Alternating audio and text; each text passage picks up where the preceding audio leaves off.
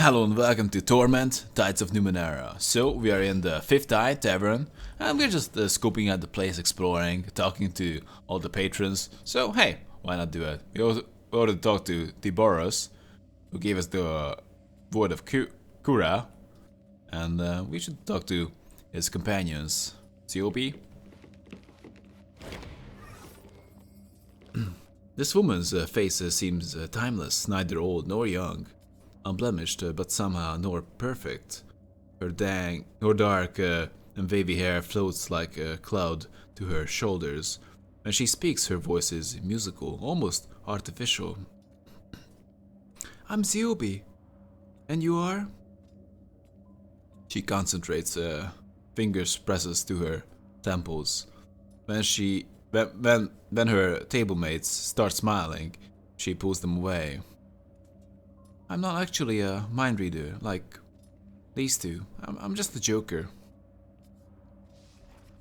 Can you answer my questions seriously? So you have no mental powers? Oh, I do, but they extend in other directions. She cocks an eyebrow and her glass rises from the table to her mouth. She sips daintily, and the glass descends to the table. Tell me, are you from the area? Small hamlet, slightly isolated, but still within border of Sagus Protectorate? Somewhere near Arvim Wood, perhaps? Close enough.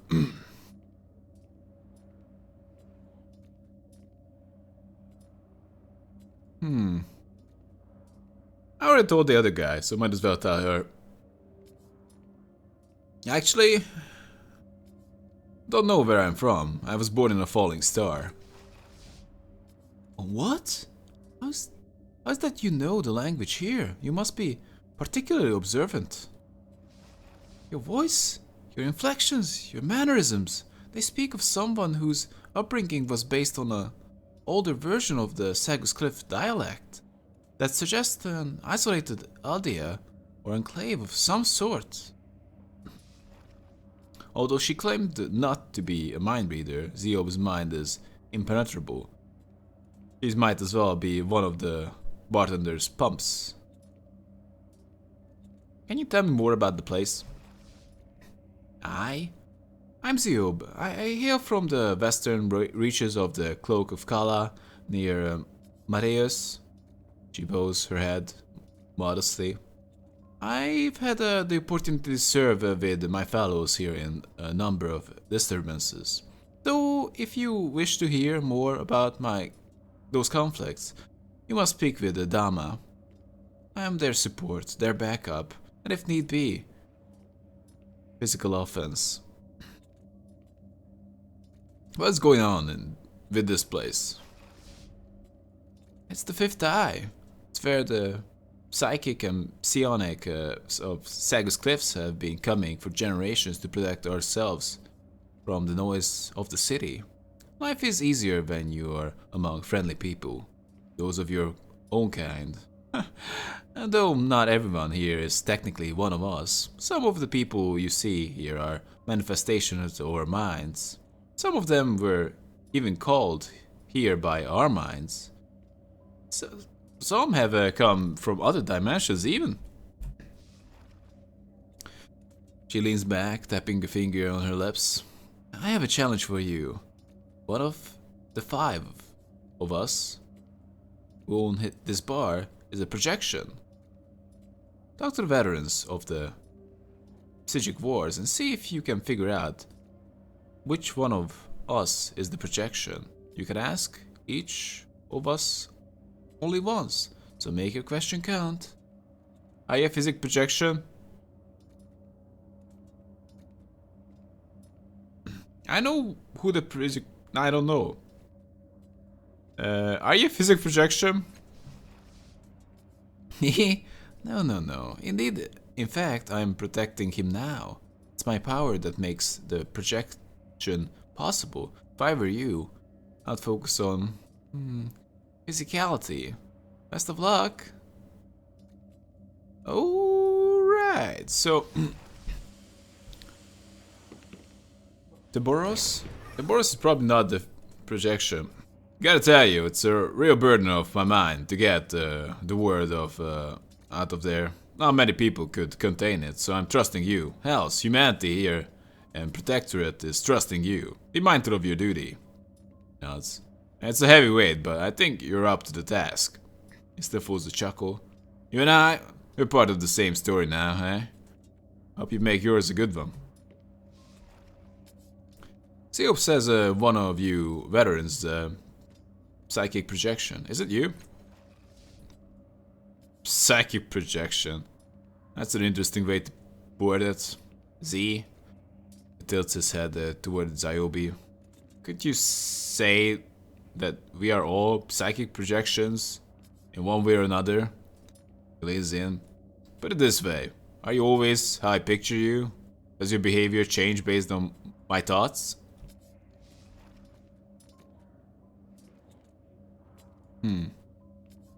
No, your thoughts are your own, as are your opinions. They have nothing to do with me.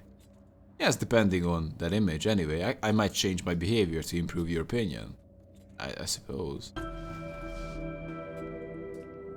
So you are influenced by my thoughts. But are my thoughts the whole of you? If they are, then you're my imagination. And converse. So you say we are one consciousness subjectively experiencing itself. And that means we are all each other's and our own psychic projection. It takes a slow, reflective breath. But we're also autonomous, eh? At least to some degree. You exist when I'm not paying attention to you. Pretty sure I've no need to imagine someone like you.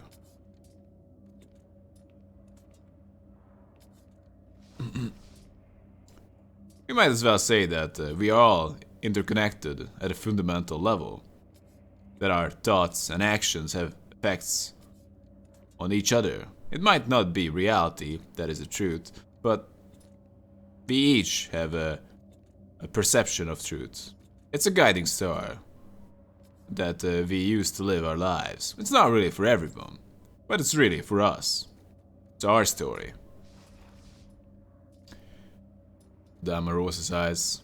Oh no, Ziobi. Dabaros is getting started again. Hush you. Hush you, I'm lecturing. He turns back to you. Even if we don't understand reality, we understand stories, so maybe our best gauge for how we experience each other is through stories. We know, and the words we use when we tell the stories. What I'm really telling you is that I'm not Ziobi's projection. Maybe you learn some of our tales and you'll get to the truth. Our truth, anyway. Okay. Let's talk to Dama of the Bloom.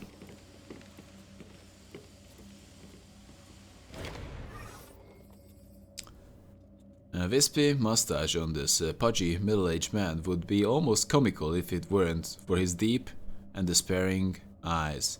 They are the eyes of a man who has passed through the gates of alien hells and returned, though not necessarily whole. His fingers, tightly wrapped around some fine glassware, are strong and slim. Musician's fingers or a stranger's.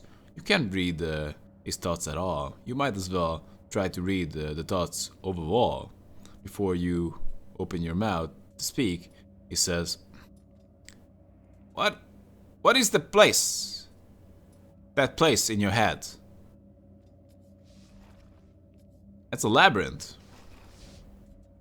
A labyrinth? He raises an eyebrow and leans back in his seat.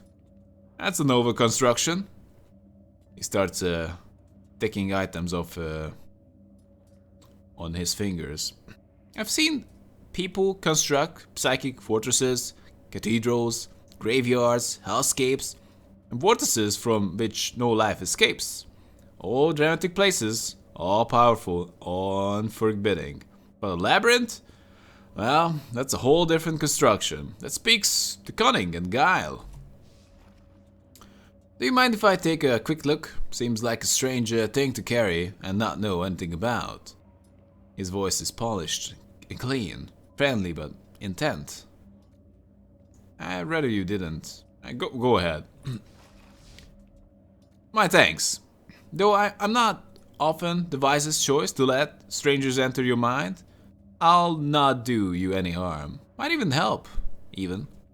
Smiles to take the sting out of his words. Ready?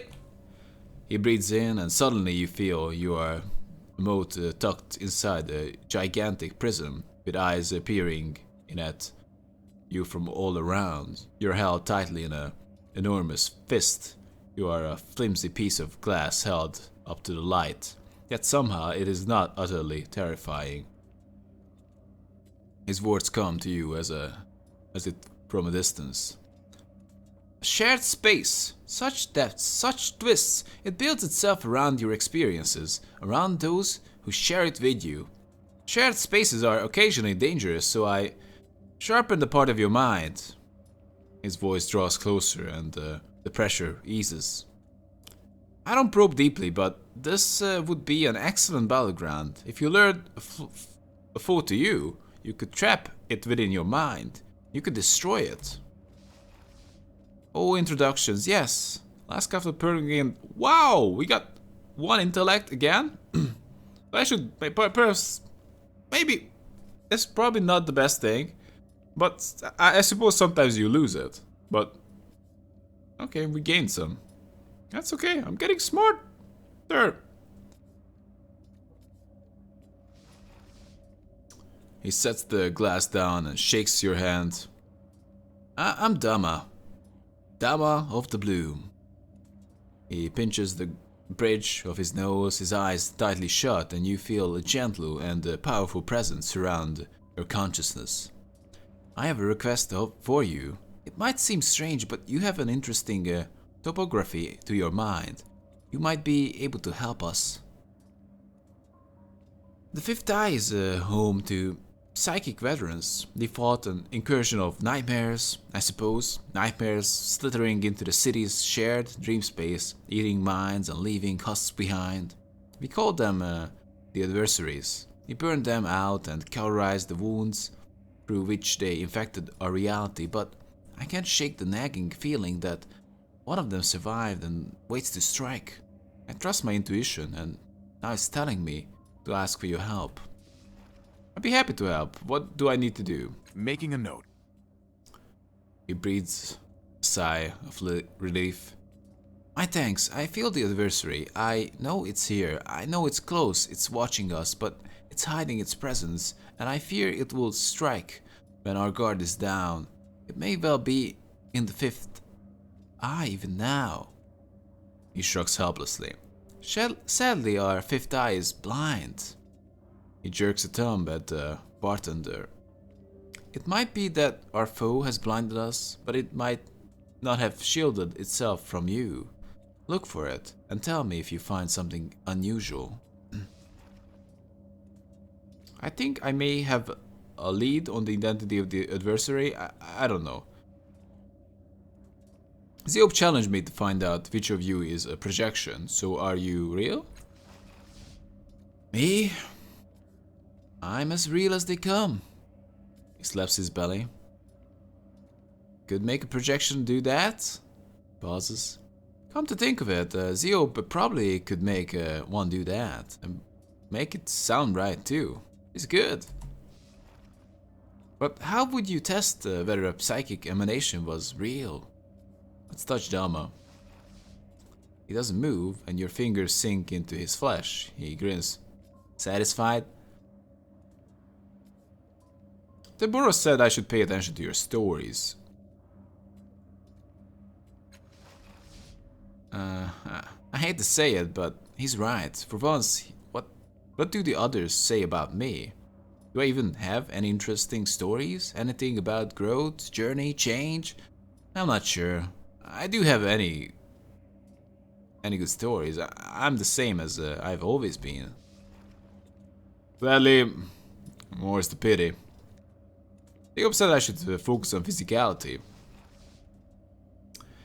Here's a hint. He reaches out and clasps you on the shoulder, his fingers holding you. Projections play on your expectations, but they are pierced easily. He leans back. Good luck with it. So, my expectations. I'd like to ask something else. Alright. Tell me about yourself. I told you that they call me of the Bloom. I was born there, and I knew nothing of the world outside of for the longest time. I thought it was normal to play in the passages made of gut and tissue, to hide from slavers in the Verticula, to watch visitants staggering in from other worlds. I learned how to read people there, and how to understand them. And one day I left the Bloom and came to Sagus Cliffs. And I discovered that the world was a different place than I thought. A better place. That's when I learned to fight. That's why I learned to fight. He gestures to at himself. This isn't a warrior's body, of course. Not in the usual sense. He smiles and great pressure swells in your head and vanishes before you can even register alarm. But I'm not unusual. No one in the Fifth Eye is. We are psychic, psionics, seers, plus mindbenders or thought reapers. But we are warriors. We keep the minds of Sagus Cliffs sane, safe from the threats they don't even imagine. The old man growls. I would go crazy if they did. Not that they are exactly paragons of sanity at the best of times.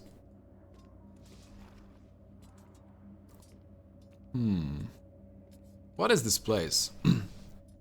This is the Fifth Eye. You might think of it as a retirement home, or a veterans hospital, but it wasn't always this way. Look around you. He gestures at the pipes and the disused machinery. There's a reason we are here. Ask your questions. Can you tell me about the nature of the Fifth Eye? What did you mean when you said it was a veterans hospital? He raps on the nearby wall. It's solid sound, no vibration. We don't know what this place was, though the pipes and the machinery make it seem like a kind of pumping station. What it is to us. And then his mind whispers in yours. Sanctuary. A crawling sensation like insects under your scalp. This is what the outside world is. You see an image of the city beneath you. Breathing with ribbons of light that flare in a million colors. Each of those ribbons is a thought, word, deed, and each calls out for attention. His companions nod. He continues speaking. When we're here, we can dampen that noise. The voices become voluntary. We can still listen, but it's not insistent. Whatever else this building is, it's shielded, safe for our kind.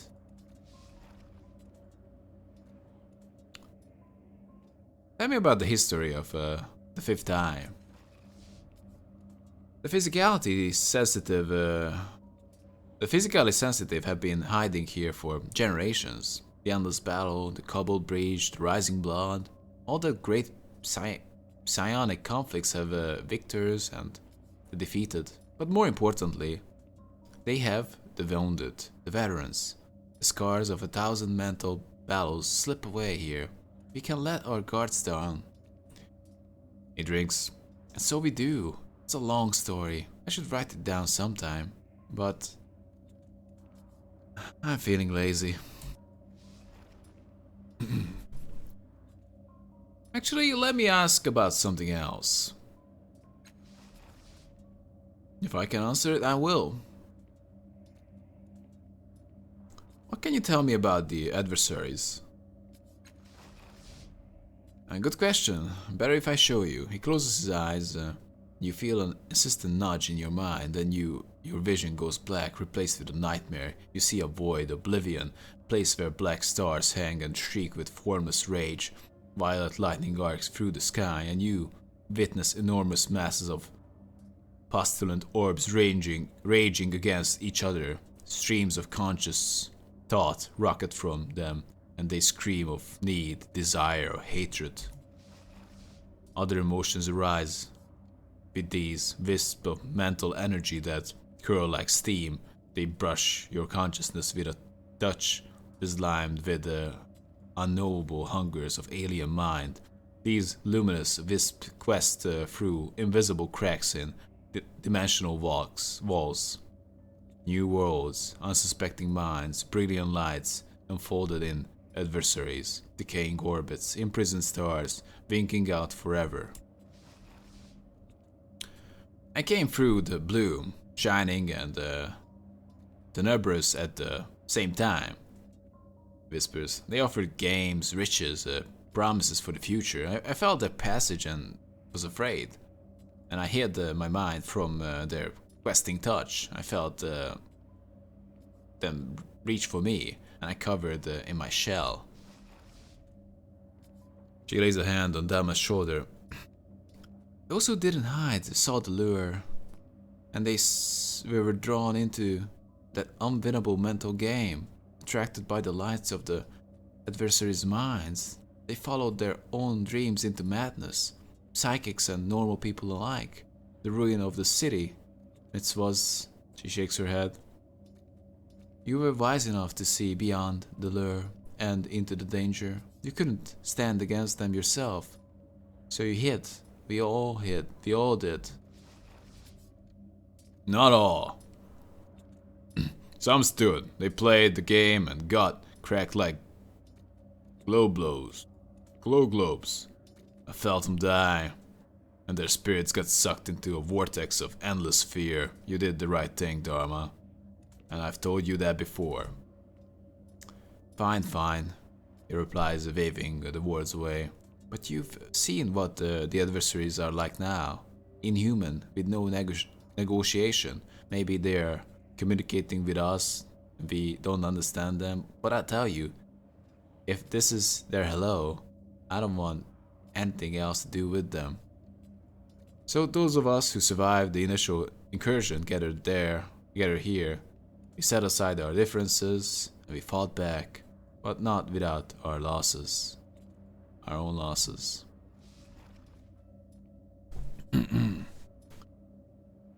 What are the adversaries? I don't know. What we see isn't the whole picture. We know that. It's an extrusion into our world, just a piece of the creator's creature's psychic material. Maybe it's a consciousness unit on its own. Maybe it's self-directed, but my deepest fear is that every adversary we've seen is the smallest piece of a singular entity, and that our pushback is drawing its attention ever so slowly toward us. If you ever meet one, you'll know why that frightens me so. How can you fight the adversaries? Are you thinking you might use your labyrinth to trap it? Don't do it. He staples his fingers under his shin and continues. Though wait, it might work, it might. He looks at Taboros and Ziob. They exchange a wordless communication and he shrugs. He's the spotter, someone trained to recognize their scent. He would give them the briefest engagement, enough to whet their appetites, and he'd bring them to a battlefield of our choosing. The adversary will tempt you with something. It will tap into the parts of your mind you had forgotten, ignite desire. It will offer bargains, taste of power, and try to draw you toward its way of thinking. The key is to keep control of the imagery and metaphors your mind conjured together. That's where I come in.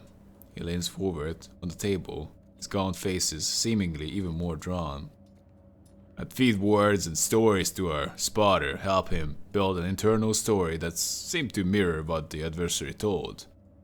And I'd lay a pathway toward our battlefield. He would walk down that pathway, and the adversary would be extruding itself into our world, right alongside him. His smile is hard and feral. And then we would close off the exits and get to work cutting it to pieces. So, tell a story. Resist the adversary's metaphors. Build in the details of your hardened mental space. Draw it in, then use your familiarity with the place to destroy the bastard. He swallows the rest of his drink. If you're going to try, and again, I can't emphasize enough that you should seek our help. But if you do it alone, gods, I can't believe I'm saying this. You do it alone, be careful. Can you tell me about the people here? He smiles, a little wistful. Sure, but keep in mind, most of them can hear us. Who did you want to gossip about? The others burst out laughing. He gestures around the bar. They all got their stories. Some of them aren't from this world. Some aren't even real. He summons another peal of laughter. Points his chin around the room. There's Tabaros, Ziob, Leto, and Firiak. We owned the place together. We fought in all manner of wars, battles, and conflicts. Traveled for some, worn Esper helmets for others, or projected ourselves across the world. But the worst was the adversaries. They were the true test for us all. They forged our friendship to get tighter than any other experience could have. Best part is, we sacrificed our lives, our friends, and our sanity for a city that will never know. They keep on with their daily lives and just assume the rash of madness is some effect of the Numenera. Gave up the best part of our minds, and they don't even care. It doesn't matter to me what the Rev will think, but it would be nice to at least get some professional recognition. We've been over this, Tabaros. We don't do it for ourselves. We do it because it's the right thing.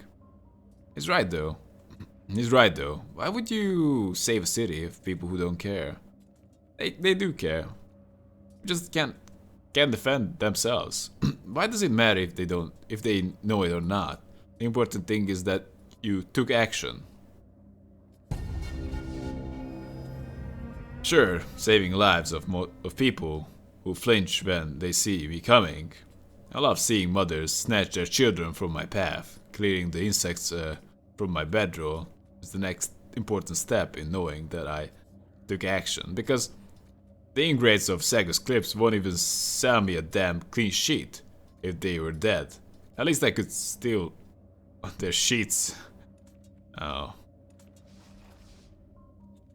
Who do you think the adversaries would go after once all the citizens were dead, friend?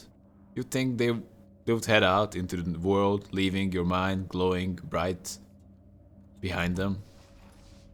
I could cheer myself, no problem. I did it when they came out, remember? Just like you. Yes, I did, but I found help, and we hunted those bastards down and wiped most of them out. If you were alone, you would get tired of having to hide your true self around them and start cursing at them just so they would notice you. Turns and holds his hands up. You see what I have to put up with? Ask for a modicum of respect, and instead I get mockery. I don't know why we pay any attention to this old gallow glass.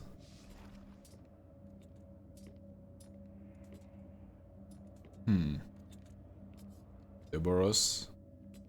Let's talk about Leto. He's our seer, our prescient. She knew where the adversaries were going to be. She knew when they would be there, so we could set ourselves up in time. His voice is somber, but they grew wise to her. They threw themselves through probability space, played the game of maybe with her, and they were better than she was. Not so loud. It wasn't her fault. I never said that. It radiates tension. The adversaries got better than all of us. We are lucky. They only wipes a tear from his eye. We are lucky we only took the losses we did. Let's talk about Dabaros. Dabaros, despite his terrible complexion, gaunt face, bird-like nose, and questionable taste in haberdashery, actually, I'm trying to think of any redeeming qualities that might offset all this. I'm right here, you know. Ignores his friend.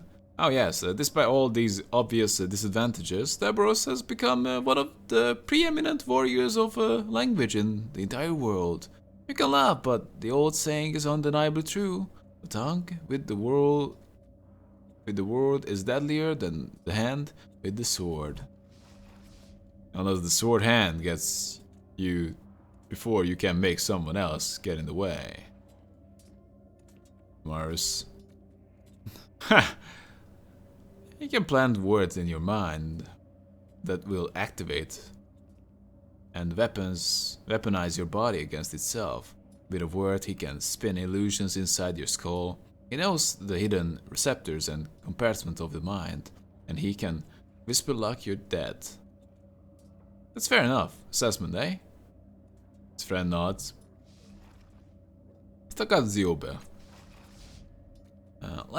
Let's not. Nonsense. Ziobe is our enforcer, our telekinetic. She summons visions for us to distract our foes, projects the deadly energy, and harnesses the power of the physical world to anchor us, our enemies, while we deliver the killing blow. She also lets us focus our energy through her.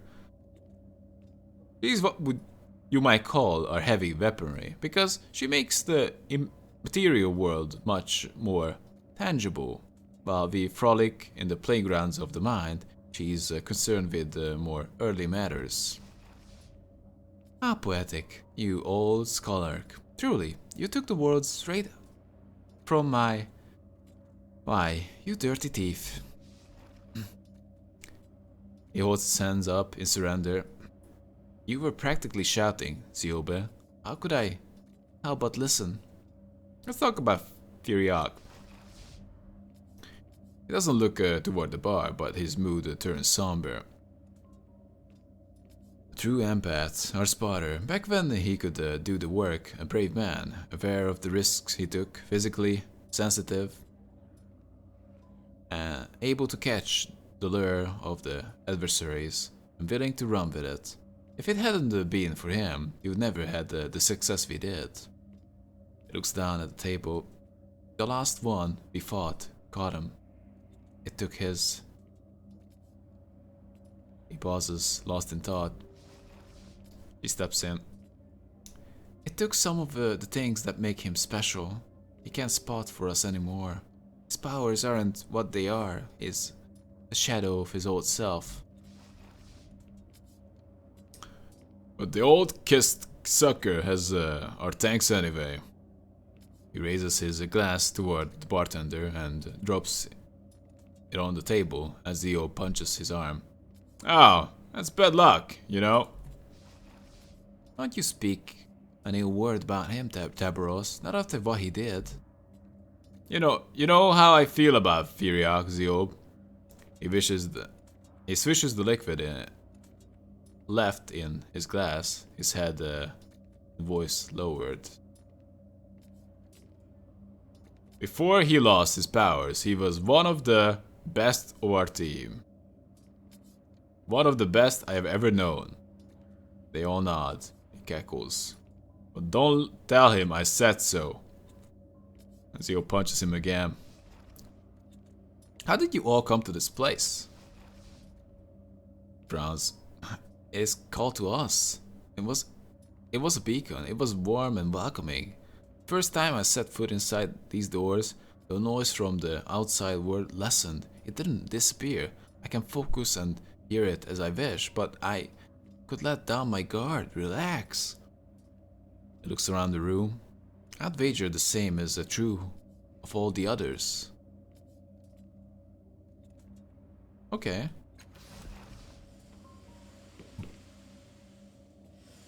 So I need to find out who's the illusion. Deboros? I believe you already talked with him. Oh, come on. All right, Last Rin, cast off. you can do this. Don't be an idiot. Do we have a new conversation option with him? Do you actually agree with Dama that action is its own reward? He seems particularly surely about this. You know that good wishes don't get the landlord off your back, right?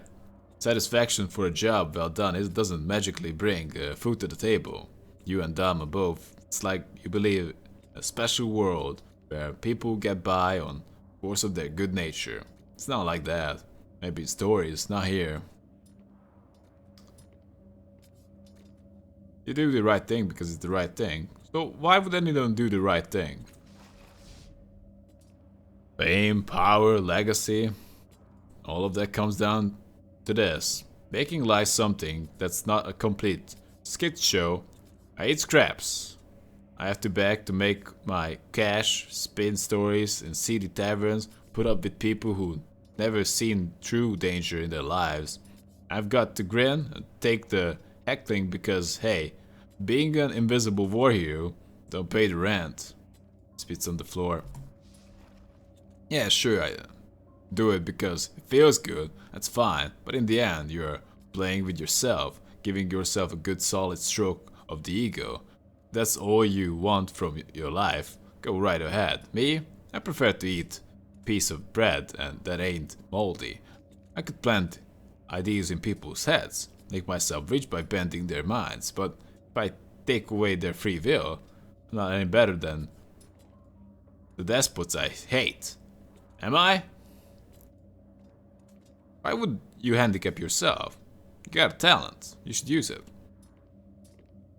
So, you just want to get paid for your work? Yes! Right now, what I'm doing is amateur hobby. A brain-destroying, reality-saving hobby. And I don't see a single rotten shim for it.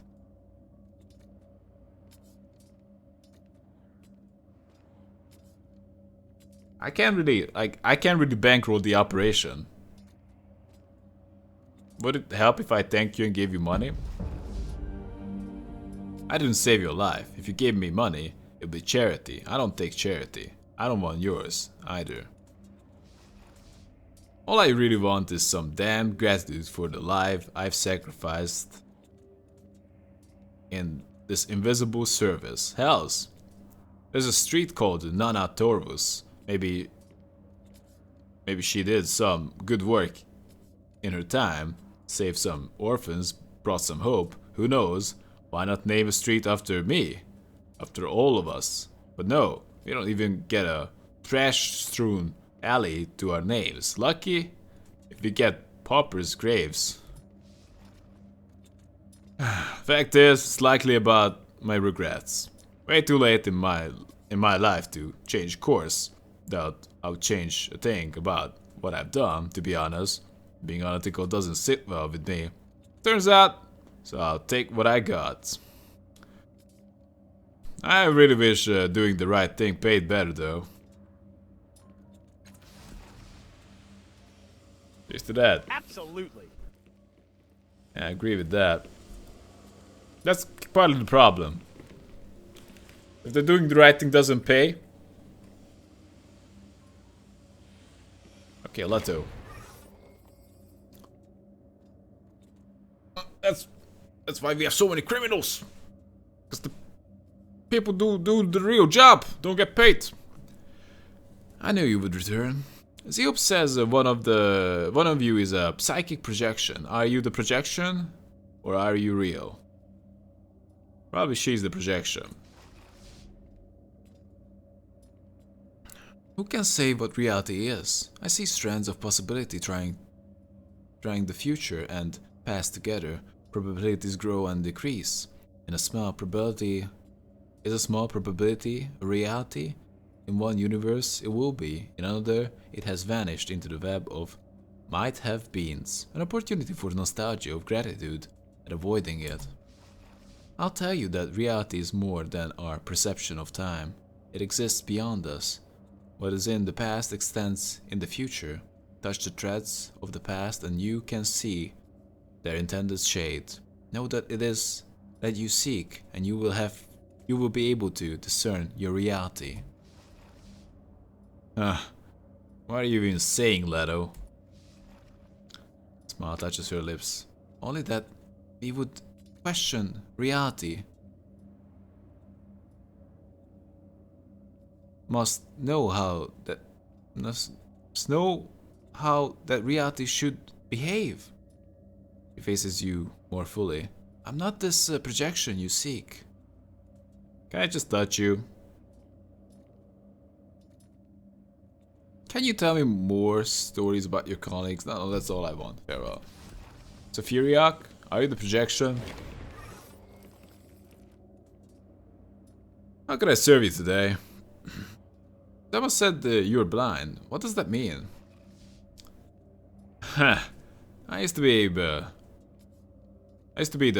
spotter for this gang. Maybe it could sense the presence of the adversaries, but build an attractive playground for them and draw them after me.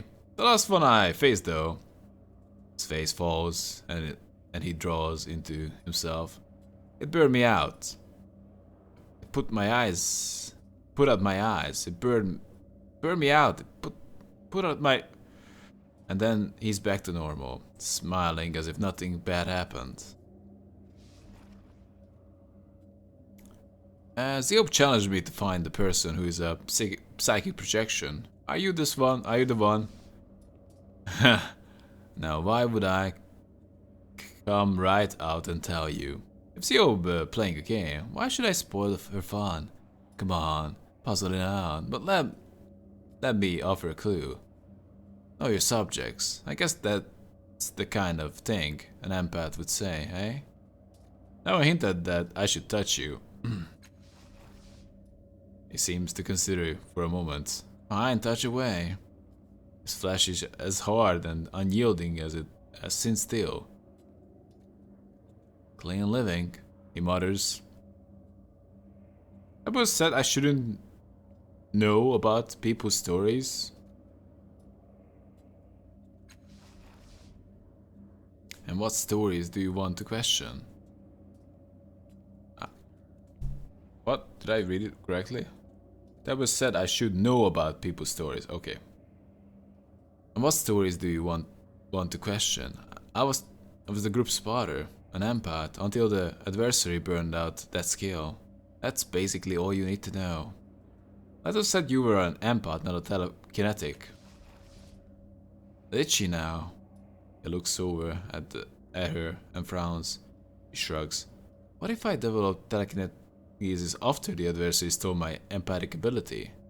Zeop said I should focus on physicality. She did. How's this then? He concentrates momentarily and bottles and glasses circulate in a convoluted pattern around his head. They settle back into place after a moment. How's that for physicality? Let me ask a few other questions. Okay, that's all for now. Can I touch you? I don't know. Of course we can help. Right, Al? I don't know if you can help, actually. Can you tell me stories about your colleagues? No. We already explored all the conversation options. You've got it. So it's not Furious or Dama. Probably Leto. That is my best guess. She nods and says nothing. Well, actually, I don't know who the psychic projection is. Can I touch you?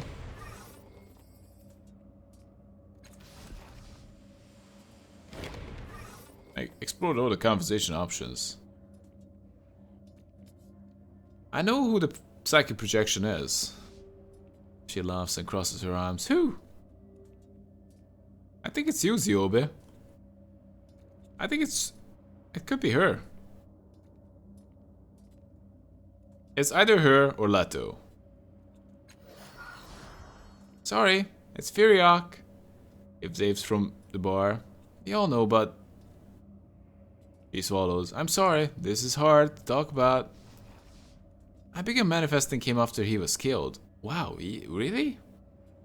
He was our spotter, the man who saw the adversaries and lured them to our battleground, but the last adversary we fought, it was ready for us. It caught hold of the lure he offered, and it followed his mind all the way to reality. Burned. She pauses, chokes back a sob. It burned him from the inside. She looks into the distance. He lured it to us and with his dying will nailed it into place. It was a sacrifice any of us would have made, Ziobe, no matter who was in that position. He speaks softly as if trying to convince himself. The adversary didn't pay attention to us, even as we poured our heaviest attacks into it. It was too absorbed in destroying Firiak, tearing him apart instead of defending itself, as if its first priority was in blinding us instead of preserving itself. We beat it, though. As long as I'm breathing, I'll keep his memory alive.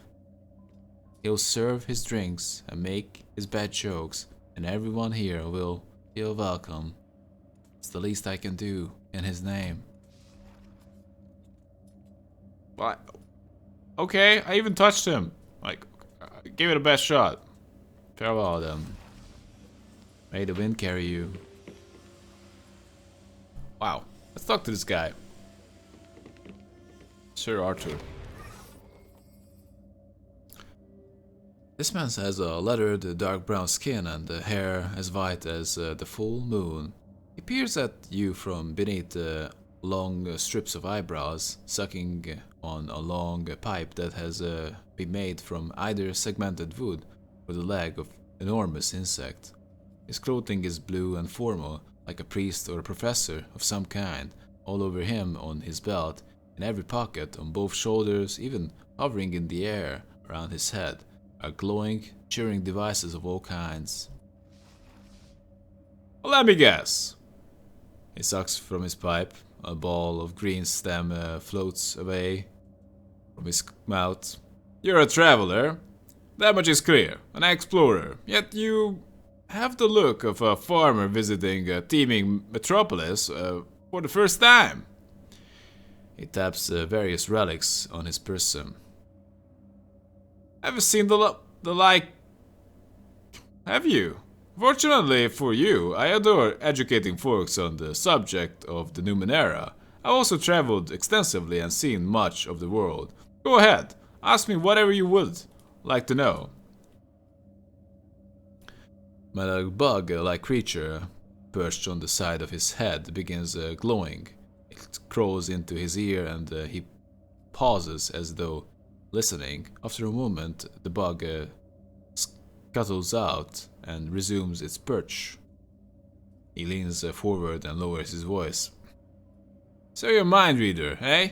Well, I won't hold it against you, but old Arthur wouldn't walk into a bar of psychics without mental protection, so don't expect to read much from me.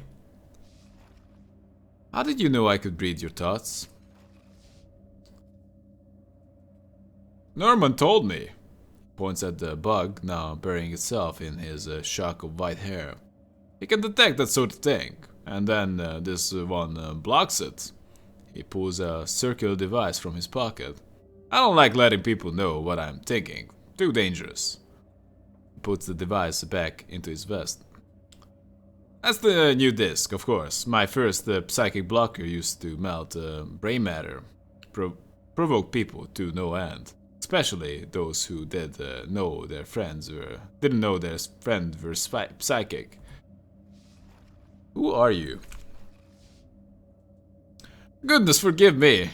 He stretches out his hand. Sir Arthur Torment, traveler, explorer, and lifelong student of the Numenera. I've seen everything between here and the Steadfast, and I have studied Numenera of all kinds for decades. There is no man more knowledgeable about the Nine World than he who sits before you, I assure you.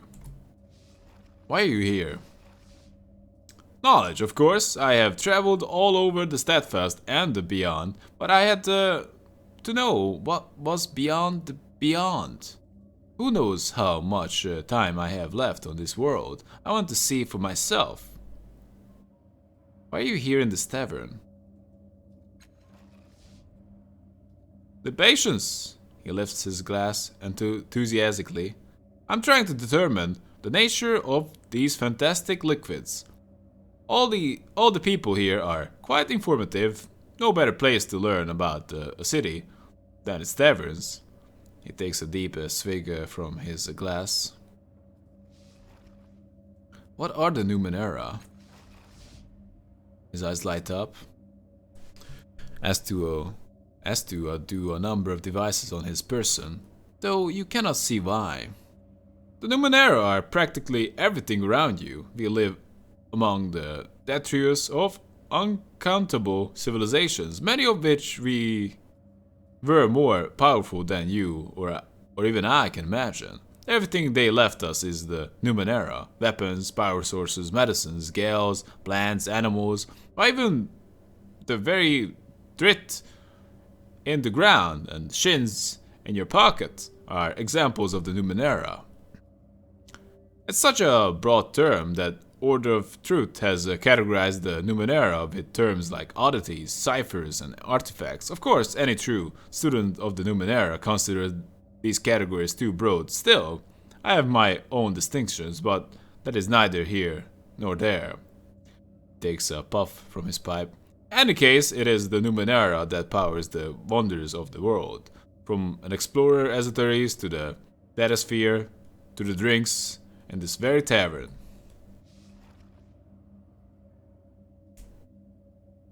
What is the difference between oddities, ciphers, and artifacts? He takes a long puff on his pipe before answering. For the most part, those terms refer to how useful a device is. It makes sense. As wonderful and powerful as the relics of the past are, nobody in this world gives a damn unless it can fix their problems. They don't care how it works or where it came from, eh? But if they can use it to feed themselves, fight off an arid grask, or at least get them a few extra shins, they are interested. He knows you the back of his... He shows you the back of his fist and sticks out a thumb. Oddities are the least useful. They do something alright. Eat your drink, float in the air, make everything you say sound like music, whatever. But it's rarely something anyone can get any utility out of. Oddities are fascinating, but pragmatically they are only worth a few shins. He sticks his pointer finger in the air next to his thumb. Ciphers now. Those might do anything. Heal your body, shoot a blast of flame, teleport somewhere safe, and so on. But they are volatile. Whatever they do, they'll do it just once. And if they don't know what you're doing, putting too many together can give you what's called cipher sickness. Puts up a third finger. Artifact won't do that. The term belongs to devices that last. Maybe not forever, but more than a one shot. What's a cipher sickness? Terrible, just terrible. He sets his pipe down. Ciphers are volatile devices, as I told you. If you know what you're doing, you can separate, insulate, quarantine, thus carrying more ciphers than your average explorer work without ill effects. Something on his person starts chirping. He taps his pocket to stop it, but otherwise pays it no mind. But if you carry more than you can handle. Those ciphers react in unpredictable ways, draining your energy, wearing you down, or worse. He leans forward, conspiratically. There's one time I saw a cluster of ciphers bond to each other and gain what I can only describe as sentience. Ripped my assistant to pieces before tearing off into the cold desert. Haven't seen it since. Picks up his pipe and sticks it back in his mouth. It was completely unexpected. I felt bad about the assistant, but well, science and all that. Fortunately, most effects of cipher sickness are temporary, easily cured by simply getting rid of some ciphers. How would you categorize the Numenera? Ah, fantastic question. He sets down his drink and leans forward. I'll give you a brief version, because you obviously have places to be. To put simply, I'm less interested in how useful a device is than in its means of function. He takes a quick puff from his pipe and sets down as well. Now, the technology of the prior worlds is far too incomprehensible and varied for us to truly understand which civilization created what, but we can define some basic categories. He counts each one on his fingers. Many devices deal with fundamental forces: gravity, magnetism, sound, light, even time itself.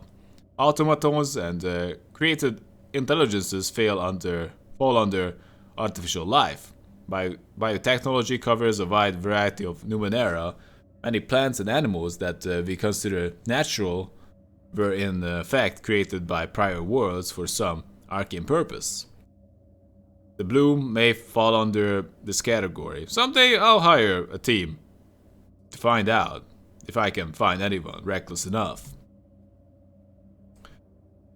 There are chemical devices as well as those dealing in various forms of matter, metals, liquids, crystals, and conversations between the three. His eyes light up. The most interesting are also the most esoteric. Nanotechnology, which covers much of what the common folk considers magic. Transdimensional tech and technology related to that sphere itself. He leans back, reinserting his pipe. But these are just the classifications I prefer. The Numenera defy definition. What is the data sphere? It's difficult to say exactly. At most basic level, the data sphere is information stored within the air itself, but it's much more than that. Several of the prior worlds created similar spheres of knowledge around or throughout our world.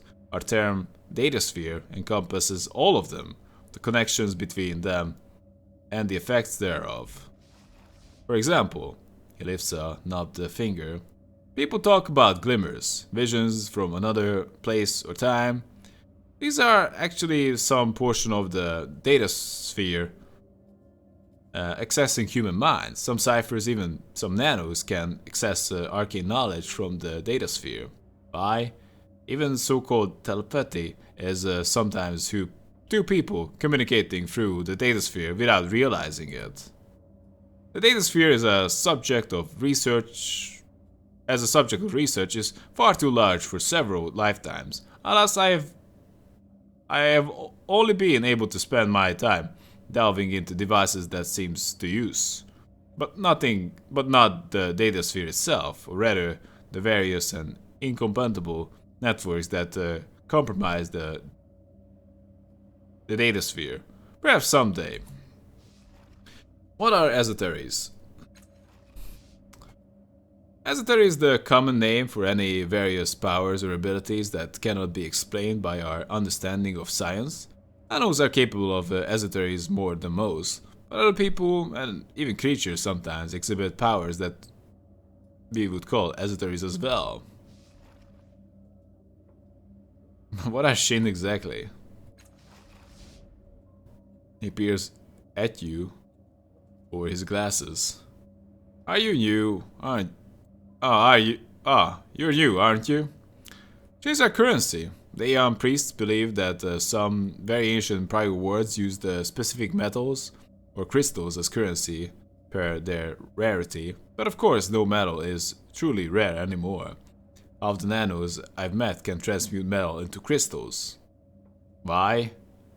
I once transmuted flesh into gold, though not entirely on purpose. Anyway, the rarity is useless as means of value, so the value of shins is necessarily social construct. Shins can be any coin-like object or jagged bit of interesting material, though I think you'll find there is remarkable agreement as to what does and does not constitute it as a true shin. Many realms in the steadfast actually mean their own money, but you would be hard-pressed to find traveling merchant who didn't accept anything you had on you at the time. How's drift part of the Numenera? Run your hand through the soil, son, and you'll find it's hardly soil at all. It's filled with microscopic remains of ancient, unknown technologies and structures, commonly known as the dirt. There's the drit. Wow, that's interesting. Why, in some places the drit is even alive. He takes a sip from his mug. I don't recommend sleeping on the ground in those places, by the way. Terribly unnerving for the survivors. I'll keep that in mind. What's the Order of Truth? It's what you might call an organized religion, except it's not a religion. The members of the order call themselves priests, and their founder, the Amber Pope, but they don't worship anything per se, except perhaps their own intellects. I understand this town has its own branch of the order. They could answer your questions better than I can. I'd like to ask about something else. Who are you again? Why are you here again? I'd like to ask Numenera again. How do you know so much about the Numenera? Cipher gathering was always the main source of income for my family. I'll ask no more, but I have extended that penchant into pure research. If not arrogant to say that mine is one of the greatest laboratories in the Steadfast. Why, an entire university has sprung up around my home. I specialize in research and experimentation. Prospective assistants apply almost daily, which is good considering how quickly we churn through them. He clears his throat. I'd like to know more about the world. Of course, ask me anything you like. I've traveled all over the Nine World, throughout the Steadfast and beyond. I even know a little about this part of the world, so-called Beyond the Beyond. I've met explorers of all kinds and listened to countless stories. So, what is it you would like to know? What can you tell me about the Steadfast? Much, my friend. Much, too much in fact. The Steadfast is a collection of kingdoms and principalities far west of here, all the way at the end of the continent. He blows smoke from his mouth. It forms into a purple ball and drops to, and then through the floor. It is where the Order of Truth holds sway more than anywhere else. There are several different kingdoms, along with scattered villages and aldeas, but they all swear fealty to the Amber Pope and his Aeon priests. He utters a small growl. The order requires nobles of the Steadfast to fight against the Gaians, supposedly a cult to the north. I've never been there myself, so I don't know the truth, but it sounds like a waste of lives and resources if you ask me. That's why I keep my laboratory in the southern reaches, as far from the conflict as possible. He sucks on his pipe thoughtfully. Granted, the order did ask me to leave after several incidents, but I was planning on moving anyway.